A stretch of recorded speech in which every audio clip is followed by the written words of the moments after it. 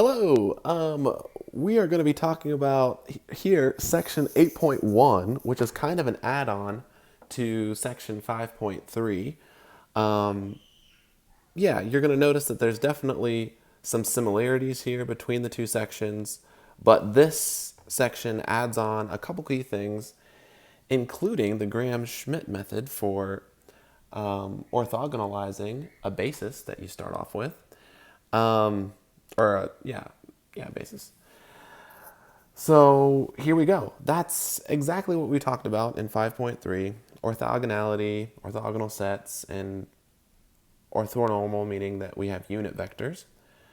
Um, yes, yes, yes, we're getting into Gram Schmidt. So um, this is a lemma called the orthogonal lemma, where we suppose that we have m vectors that are all orthogonal to each other, and then we have x that is also in Rn.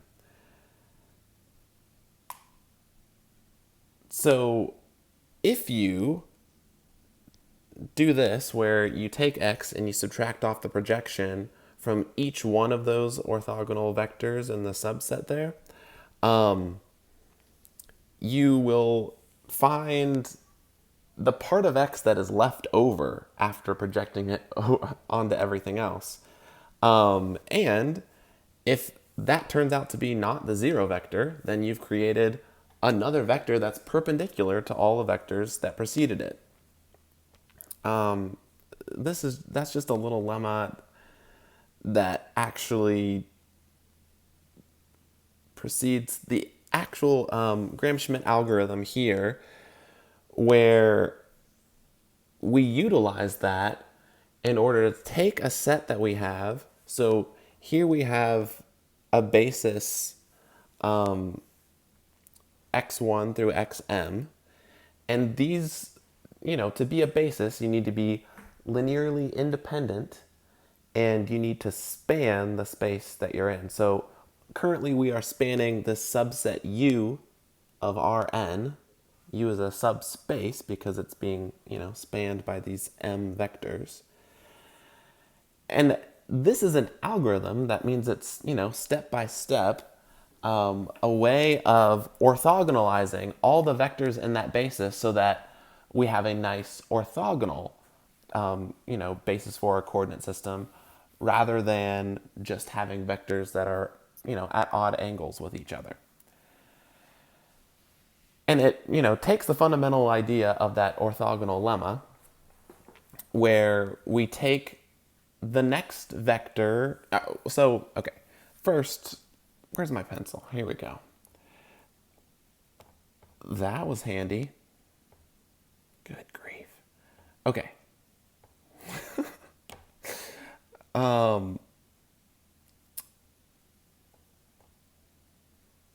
We start here,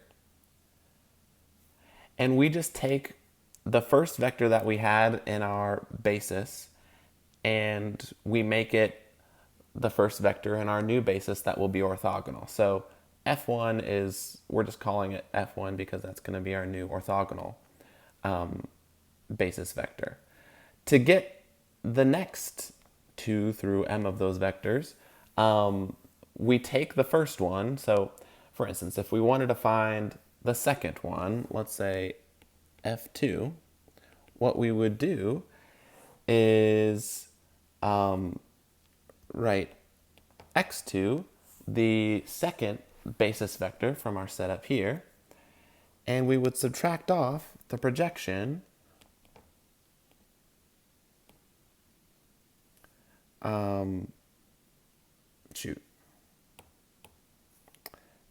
x2 onto f1,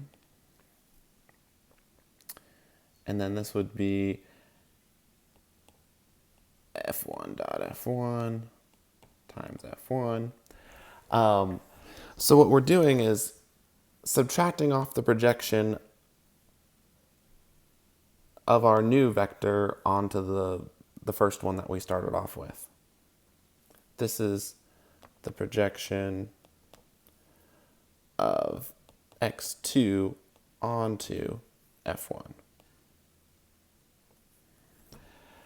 And the process continues to get longer and longer as you go on. So if you were going to the third basis vector for your orthogonal set, you take your third basis vector from up here, you take, x3, and then you would put x3 here, and then you would subtract off two more pieces from the first orthogonal vector and the second orthogonal vector to get the third piece.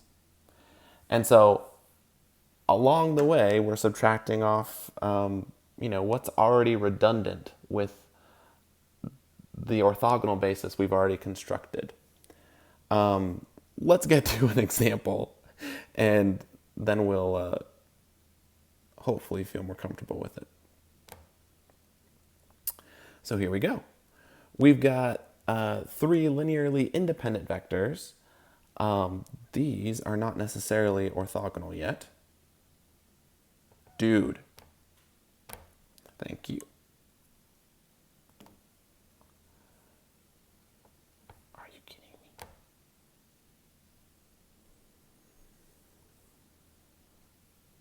me? Thank you.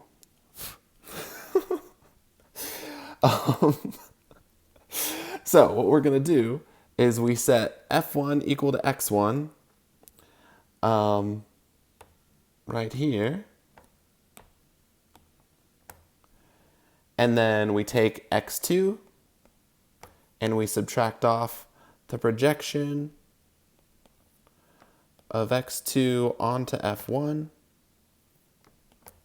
to get our second vector. Then we take the third vector that we started off with up here, and we subtract off its projection onto f1 and subtract its projection onto f2, which happens to be 0 for that one. But yeah, that is the Gram Schmidt algorithm for taking a regular old linearly independent basis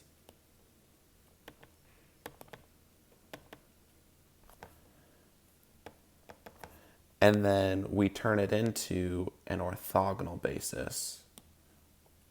Boom, boom, and here. Those 3 vectors that I just highlighted in red would be our orthogonal basis. If we wanted to get really fancy, we could take that basis and normalize the vectors to get an orthonormal basis, and orthonormal bases are really, really nice to work with. Yeah, let's keep going. Here we're kind of introducing a new idea, a little bit new. It's called the orthogonal complement, and we pronounce it U-perp. So yes, good grief. This notation is called U-perp. And it's all of the vectors that are perpendicular to the subspace U. And this is, how you define that as a set. So it's all the vectors that are, perpendicular to U. Here we have an example.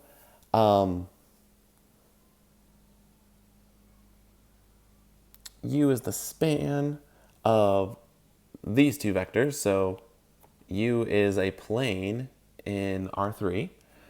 And we want to find a vector that would be in U-perp. Again, this can be done, actually taking the dot product between those 2. This is the result of a dot product, and this is the result of the dot product. And then, you solve that system of equations and find that this is your solution, and t is a parameter that you could, scale to whatever you want it to be. That's not necessarily new, but the word or the term uperp is new. When we say uperp, we're finding another whole subspace of whatever Rn we're working in that is perpendicular to the first subspace. So, and really that just means that the basis vectors for those subspaces are orthogonal to each other.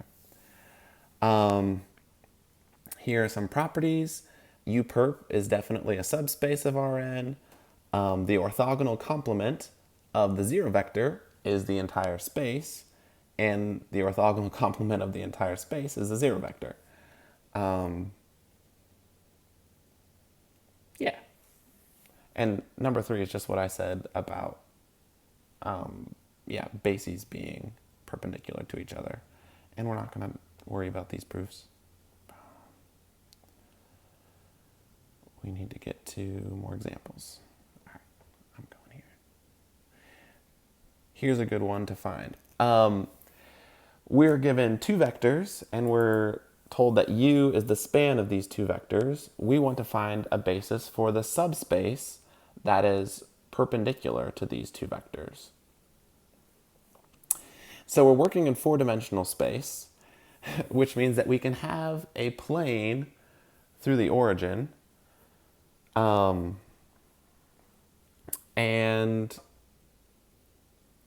then we can have another plane through the origin for uperp, and the only places where those planes will intersect is the zero vector. You can't do that in R3. When you try to intersect 2 planes through the origin, they necessarily cross at least a line. But yeah, this is interesting. These these two-dimensional planes, hyperplanes really, intersect at the zero vector.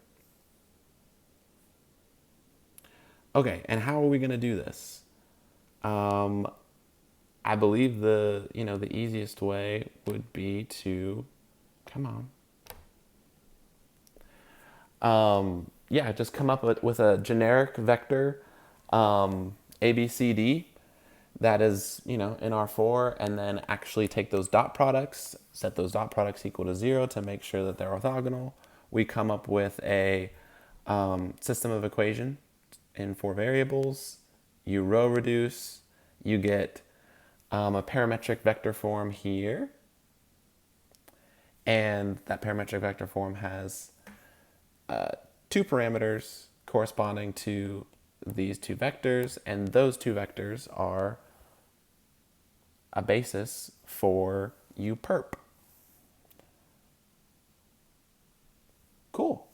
All right, so that means that we've kind of got the entire 4-dimensional space covered, where one basis has 2 vectors and another, the uperp basis has 2 vectors, and all of those vectors are orthogonal to each other, so that those bases are perpendicular, or those spaces are perpendicular. They are orthogonal complements.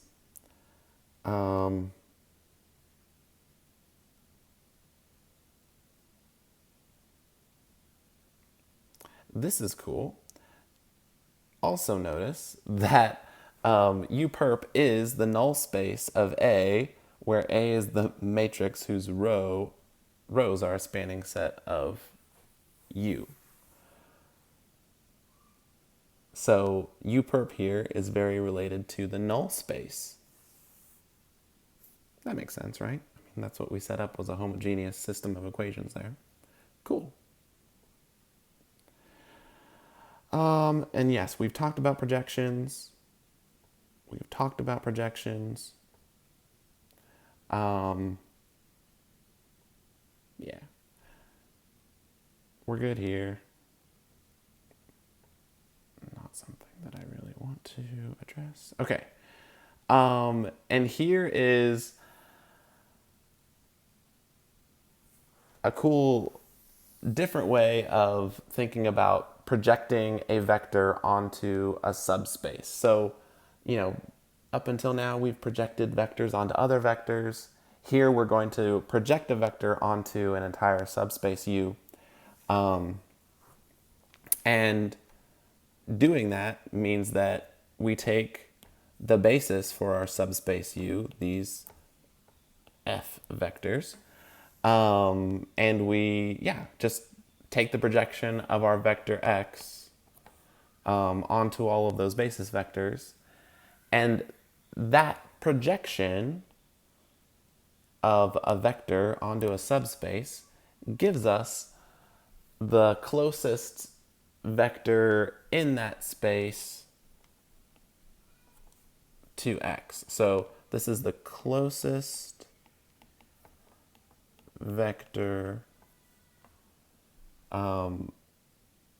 to X in the subspace U.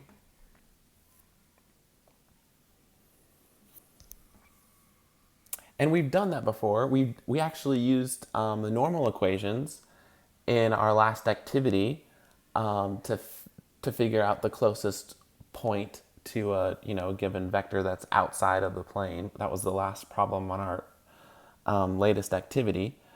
But this is another way to do it using projections. And a nice thing about this is that it gives you that closest point right away, rather than giving you kind of the coordinates for it. So this is cool.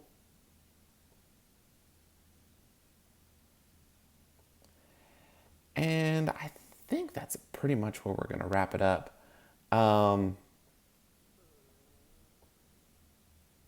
I guess there's an example of that kind of a process. That's probably a good thing to look at.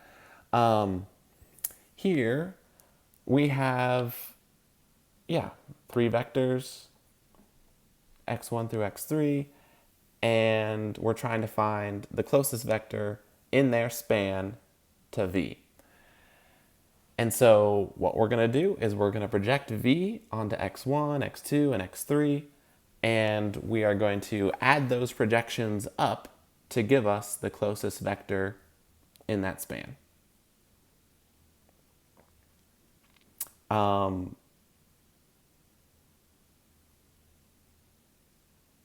It is important before we take those projections that we do have an orthogonal basis for U. So yes, this is the translated version. It's now orthogonal. We use Gram Schmidt to get there. And there's, the projections. And so, this vector 3, 4, negative 1, 5 is the closest vector to V in the subspace U.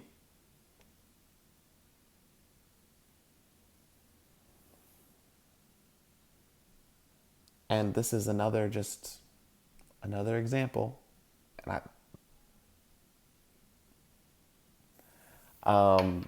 Where we would again follow the same process. We would use Gram Schmidt to construct an orthogonal basis, and then we would project V onto each one of the vectors in that orthogonal basis and add those up to get the linear combination of basis vectors that is closest to V.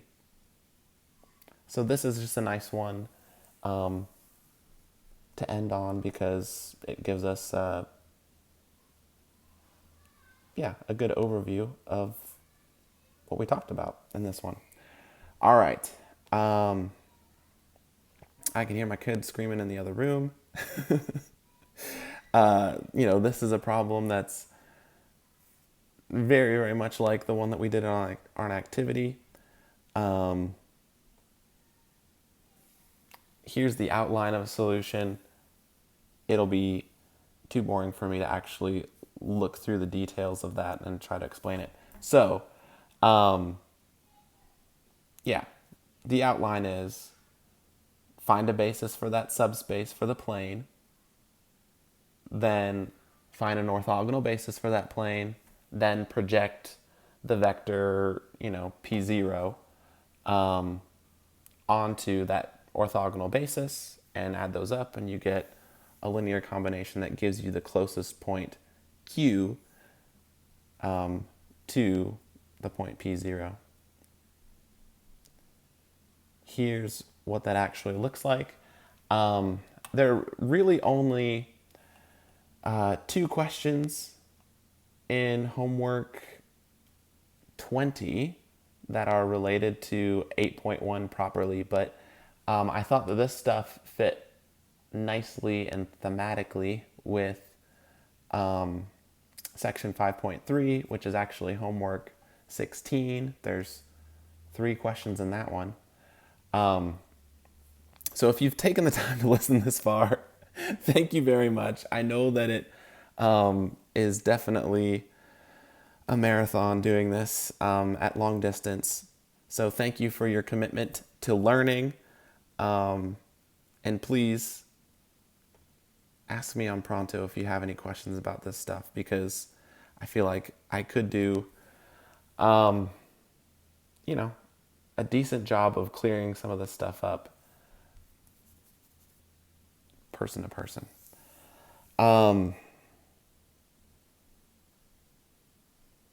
Yeah. One last thing before I go. On this one, you can see the, oh geez, this term kernel. This is kind of an alternate just way of saying the null space. This is kernel, and that's, it's the same thing. Same thing as saying null space. It's just slightly different language that I guess different parts of this book use, so that, I don't know, different teachers can be happy using the same book. But yeah, the thing that we just did, projecting a vector onto a subspace U, is actually a linear transformation. That's what this linear operator thing is. It means that we could come up with a matrix that would, that would project a vector x onto U, and that matrix would look like, it'd have the orthogonal basis of U as columns, and it's actually the null space of that matrix that is U perp. So the image, or the column space here,